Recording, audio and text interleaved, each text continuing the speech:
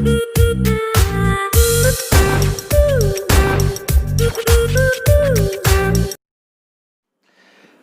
Viewers, आप सबका स्वागत है हमारे YouTube channel quality coaching online classes में। Now I am going to teach you the 5th chapter of business studies, that is organising. तो अभी तक आपने पढ़ा प्लानिंग चैप्टर। तो प्लानिंग के बाद जो सबसे मेन फंक्शन होता है मैनेजमेंट का, that is called organising, and organising is called the second function of management. Organising क्या होता है बच्चों? डेफिनेशन पढ़ने से पहले हम लोग ऑर्गेनाइजिंग के बारे में समझेंगे। ऑर्गेनाइजिंग वर्ड तो आपने कई बार सुना होगा, जैसे कि किसी भी वर्क को सिस्टमेटिकली ऑर्गेनाइज करके करना चाहिए। अपने वर्क को आप ऑर्गेनाइज तरीके से करिए। अभी मैं आपको एग्जांपल लूं कि ऑर्गेनाइजिंग क्या होता है। तो हम प्लानिंग तो करते हैं बच्चों, लेकिन प्लानिंग को सक्सेसफुल बनाने के लिए ऑर्गेनाइजिंग का होना जरूरी है। ऑर्गेनाइजिंग का मतलब क्या है? सिस्टमैटिकली थिंग्स को अरेंज करना। जैसे इंडिया के पास आर्मी है, इंडिया के पास क्या है? आर्मी है। इंडिया के पास क्या है? आपके जो है एयरफोर्स है। इंडिया के पास क्या है? नेवी है। ये जो तीनों सेक्शंस हैं इंडिया के पास, ये तीनों सेक्शन क्या करते हैं? एक सिस्टमैटिकली ढंग से ऑर्गेनाइज्ड हैं, जो हमारे कंट्री की सुरक्षा करते हैं, हमारे कंट्री के बॉर्डर की सुरक्षा करते हैं। तो ये क्या है? ऐसे ही बस आपके पास रिसोर्सेस तो अवेलेबल हैं, आर्मी रिसोर्सेस अवेलेबल है, एयरफोर्स अवेलेबल है, नेवी अवेलेबल है, लेकिन इन फोर्सेस को सिस्टमैटिक वे में अरेंज किया गया है। कंट्रीज के बॉर्डर पे इन्हें लगाया गया है कि कौन चाइना के बॉर्डर पे होगा, कौन नेपाल के बॉर्डर पे होगा, कौन पाकिस्तान के बॉर्डर पे होगा। सारे बॉर्डर पे हमारे आर्मी फोर्सेस रेडी रहती हैं हमेशा अपने देश को सुरक्षित रखने के लिए। इट्स मींस ये सिस्टम कैसे पॉसिबल है? By the organising. आप अपने ह्यूमन रिसोर्स जो अवेलेबल हैं उनको आप सिस्टमैटिक वे में अरेंज कर रहे हैं, यही तो है ऑर्गेनाइजिंग। आइए अब आपके रियल लाइफ एग्जांपल को समझते हैं। आपके स्कूल में कोई एनुअल फंक्शन हो रहा होगा, आपके स्कूल में कोई स्पोर्ट्स डे मनाया जा रहा होगा। तो जब ये एनुअल फंक्शन होता है, स्पोर्ट्स डे बनता है, तो वहां प्लानिंग होता होगा। प्लानिंग हुआ क्या कि स्पोर्ट्स डे बहुत ही सक्सेसफुल बनाना है, सारे बच्चे जो है इसमें पार्टिसिपेट करें, सब मोटिवेट हो, सबके प्रति जो भी टैलेंट है उनका बाहर निकल के आए। तो ये सारी चीजें जो है प्लानिंग में डिसाइड हुई कि प्लानिंग किया गया कि ऐसा ऐसा करना है। लेकिन इसको सिस्टमैटिक वे में कैसे हम अपने प्लान को सक्सेसफुल बनाएं, उसके लिए क्या होता है कि सबको हम वर्क असाइन करते हैं कि कौन व्यक्ति क्या काम करेगा। क्लास का जो कैप्टन है, आपके स्कूल का जो कैप्टन है वो क्या करेगा, क्लास का मॉनिटर क्या करेगा, हाउस कैप्टन क्या करेगा, जो भी स्टूडेंट्स लीडर हैं वो क्या करेंगे, टीचर्स क्या करेंगे, आपके स्पोर्ट्स टीचर क्या करेंगे। ये सारा क्या होता है? मैनेजमेंट डिसाइड करता है कि कैसे कैसे हमें अपने स्पोर्ट्स डे को सक्सेसफुल बनाना है। ऐसे ही एनुअल फंक्शन में कौन गेस्ट को रिसीव करेगा, कौन जो है वॉलंटियर्स बनेंगे, टीचर्स का क्या वर्क होगा, ये सब कुछ क्या होता है? डिसाइड होता है। यही तो है ऑर्गेनाइजिंग। चीजों को सिस्टमैटिक वे में लाना ही ऑर्गेनाइजिंग होता है, जिसके कारण हमारा प्लानिंग सक्सेसफुल हो पाता है। अब आइए बच्चों इस डेफिनेशन को समझते हैं, जिससे आपका ऑर्गेनाइजिंग और भी ज्यादा क्लियर हो जाएगा। Meaning of organising. ऑर्गेनाइजिंग का मतलब क्या है? Identifying and grouping a different activities. ध्यान दीजिएगा, identifying and grouping the different activities. Identify करने का मतलब क्या है? पहचानना। और ग्रुपिंग डिफरेंट एक्टिविटीज, और उन एक्टिविटीज को ग्रुप करना, एक कैटेगरी में लाना, उसे हम कहते हैं ऑर्गेनाइजिंग। तो पहला समझते हैं आइडेंटिफाई का यहां मतलब क्या है। आइडेंटिफाई का मतलब होता है बच्चों पहचानना। क्या पहचानना है? तो मैं बहुत दूर नहीं जाता हूं, एकदम नॉर्मल सा है कि आपने एक प्लान किया, क्या? एक बड़ा सा शॉप खोलने का, यानी एक दुकान आप खोलने का सोच रहे हो। तो जब आप दुकान खोलने को सोच रहे हो तो वहां पर आप सोचोगे ना क्या क्या काम होता है। तो सोचोगे कि यार कोई एक व्यक्ति होना चाहिए जो क्या कर सके, हमारे होलसेल मार्केट से रेगुलर बेसिस पे परचेजिंग कर सके। कोई एक व्यक्ति होना चाहिए, 2 व्यक्ति होना चाहिए, 3 व्यक्ति होना चाहिए जो हमारे दुकान में अगर कस्टमर आए तो उनको सामान निकालकर काउंटर पे सप्लाई कर सके, है कि नहीं। कोई ऐसा व्यक्ति होना चाहिए जो हमारे प्रोडक्ट्स की मार्केटिंग कर सके, कोई ऐसा व्यक्ति होना चाहिए जो हमारे गोडाउन को मेंटेन कर सके। तो ये जो आप पर्सन्स के बारे में सोच रहे हो ना, that is called identification of the work in our organisation.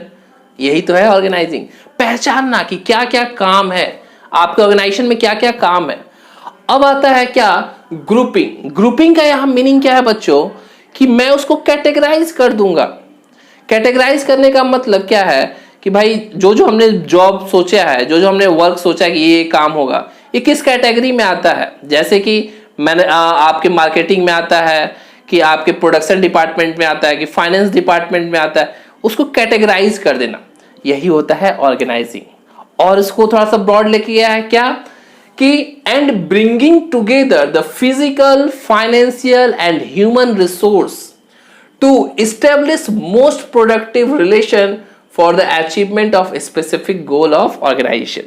यानी ऑर्गेनाइजेशन के पास जो भी रिसोर्सेस है, physical resource, finance resource, human resource, इन सारे रिसोर्सेस का हम इस तरीके से यूटिलाइजेशन करें कि ऑर्गेनाइजेशन के गोल को अचीव कर सके, दैट इज कॉल्ड ऑर्गेनाइजिंग, है ना। सिस्टमैटिक वर्क को पहचानना, वर्क को ग्रुपिंग करना, और जितने भी रिसोर्सेस अवेलेबल हैं उन रिसोर्सेस का प्रॉपर यूटिलाइजेशन करके ऑर्गेनाइजेशन के गोल को अचीव करना ही ऑर्गेनाइजिंग कहलाता है। और ये सारी चीज करने से हम अपने प्लानिंग को अचीव कर सकते हैं, अपने प्लानिंग में डिसाइडेड गोल को अचीव कर सकते हैं। सेकेंड पढ़ना है बच्चों, ऑर्गेनाइजिंग प्रोसेस। ऑर्गेनाइजिंग प्रोसेस क्या है, बहुत ही आसान है, अभी का भी याद करा दूंगा आपको, बिलीव मी, अभी का भी याद होगा आपको। कैसे, देखो जो डेफिनेशन में था वही पहला पॉइंट है, identification and division of work. Identification and division of work का मतलब क्या है, कि ऑर्गेनाइजेशन में छोटे छोटे जॉब्स को पहचानो, छोटे छोटे काम्स को पहचानो, बड़े बड़े काम्स को भी पहचानो, यानी हर वर्क को आइडेंटिफाई करो, काम को डिवाइड करो कि कौन क्या कर सकता है, ठीक है ना, किस कैटेगरी में कितने वर्क्स हैं, डिवीजन ऑफ वर्क करो। जिस तरीके से बैंक में क्या होता है, डिवीजन ऑफ वर्क होता है, विड्रॉवल कौन करेगा, डिपॉजिट कौन करेगा, लोन कौन प्रोवाइड करेगा, ठीक है, आपका बैंक अकाउंट कौन खोलेगा, पासबुक कौन प्रिंट करेगा, ये डिवीजन ऑफ वर्क है। तो ये ऑर्गेनाइजिंग में भी हम क्या करते हैं, छोटे छोटे वर्क्स को पहचानते हैं और डिवीजन ऑफ वर्क करते हैं। ये पहला स्टेप होता है किसी भी ऑर्गेनाइजेशन में ऑर्गेनाइजिंग करने का। दूसरा है ग्रुपिंग द जॉब्स एंड डिपार्टमेंटेशन, है ना, डिपार्टमेंटेशन, ठीक है। तो ग्रुपिंग द जॉब एंड डिपार्टमेंटेशन का मतलब क्या है बेटा, कि जो भी जॉब है उसको ग्रुपिंग करना। ग्रुपिंग मतलब कि कैटेगराइज करना, ठीक है। जैसे कि अब कह लें कि आपके स्कूल में जो है टीचर्स का एक अलग कैटेगरी है, जो है लोअर लेवल के लोगों का अलग कैटेगरी है, कोऑर्डिनेटर्स का है कैटेगरी। ऐसे ही आप अगर ले लो तो बड़े ऑर्गेनाइजेशन में क्या होता है कि आपके फाइनेंस डिपार्टमेंट के लोग अलग होते हैं, आपके मार्केटिंग के अलग होते हैं, प्रोडक्शन के अलग होते हैं, परचेसिंग डिपार्टमेंट के अलग होते हैं, हर कैटेगरी होता है। तो ग्रुपिंग हम दो बेसिस पे करते हैं, एक फंक्शनल और दूसरा डिविजनल। फंक्शनल का मतलब होता है बच्चों कि फंक्शन के आधार पे, जैसे कि फाइनेंस का अलग फंक्शन है, मार्केटिंग का अलग फंक्शन है, तो हम देखते हैं कि कौन सा वर्क किस कैटेगरी में आता है, वो फाइनेंस में आता है या मार्केटिंग में आता है या सेल्स में आता है, किस में आता है, उस कैटेगरी में हम उस वर्क को नोट कर देते हैं, लिस्ट कर देते हैं। इसे हम कहते हैं फंक्शनल डिपार्टमेंटेशन, काम के आधार पर, है ना, फंक्शन के आधार पर, ठीक है। नेक्स्ट है बच्चों डिविजनल डिपार्टमेंटेशन। डिविजनल डिपार्टमेंटेशन क्या होता है, डिविजनल डिपार्टमेंटेशन का मतलब है बच्चों कि आपकी ऑर्गेनाइजेशन में जब डिफरेंट लाइन ऑफ प्रोडक्ट बनते हैं, डिफरेंट लाइन ऑफ प्रोडक्ट का मतलब सबसे बेस्ट एग्जांपल है पतंजलि, आयुर्वेदिक मेडिसिन भी बनाते हैं, ग्रोसरी आइटम भी बनाते हैं, और अदर जो है कॉस्मेटिक आइटम्स भी बनाते हैं। तो जब लाइन ऑफ प्रोडक्ट कई होते हैं, जब लाइन ऑफ प्रोडक्ट कई होते हैं, तब हम उस जगह पे वर्क को डिविजनल डिपार्टमेंटेशन के आधार पर डिवाइड करते हैं। यानी कॉस्मेटिक डिपार्टमेंट में कितने वर्कर्स होंगे, फिर जो है आपके ग्रोसरी में कितने होंगे, मेडिसिन में कितने वर्कर हैं, इनको कैटेगराइज इसके आधार पे करना, प्रोडक्ट लाइन के आधार पे करना क्या कहलाता है, डिविजनल डिपार्टमेंटेशन। ओके है।